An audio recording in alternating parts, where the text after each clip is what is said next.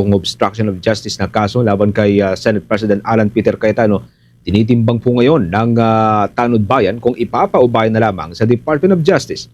May update po dyan si Bombo Gran Hilario.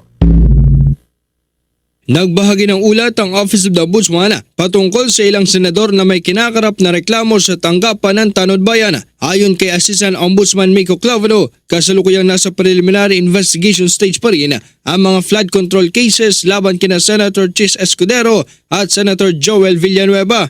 Habang kaugnay sa reklamong obstruction of justice laban kay former Senate President Alan Peter Cayetano, ayon sa opisyal, pinag-aaralan pa ito maigi ng opisina. Anyay, tinitimbang ng Office of the Ombudsman kung nararapat ba ito hawakan ng tanggapan o ipapaubayan na lamang sa Department of Justice. Tinitignan daw kasi dito kung kaninong jurisdiksyon babagsak ang kaso nang iginukonsidera ang nature ng naganap na krimen. Pending kay former SP Alan Peter Cayetano, yung obstruction of justice, which again are still ongoing, there are still ongoing discussions, no, whether or not the jurisdiction would lie here at the Office of the Ombudsman or sa DOJ, considering the nature of the crime and the capacity in which the alleged crime was committed.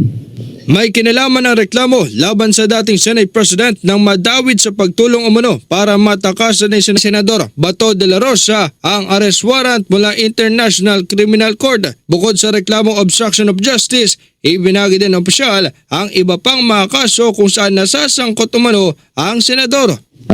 There's another case that has been reopened here in the Office of the Ombudsman, as already announced by the Ombudsman himself. Is the 2019 SEA Games that he wants to take a second look at. So yun po yung dalawa. So there was no flood control case po na sorry, yes. yung minention po. Correct po kayo. The files of Senator Ping Lacson have been officially received by the Office of the Ombudsman and undergoing fact-finding. So there are certain things that the team deems necessary to verify and to complete para po mas cohesive yung theory natin. Samantala, kaugnay sa nabanggit na ahensyang Department of Justice, kinwestiyon naman ng kampo ni Marikina City Representative Marcy Isidoro ang mga kasong isinampa nito sa hukuman.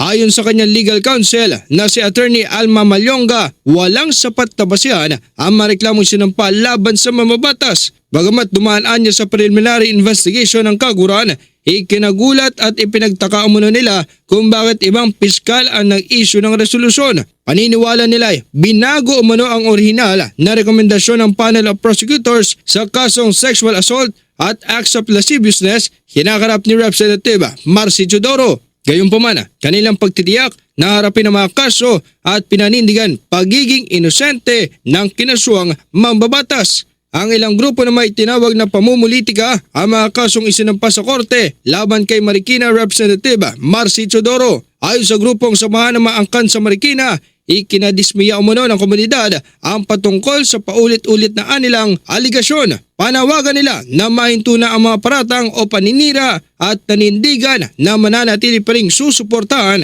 ang nakasuang mambabatas. Ito po si Bombo Gran Hilario and this is Bombo Radio Philippines, the #1 radio network in the country. Your trusted source of news and information. Basta Radio, Bombo!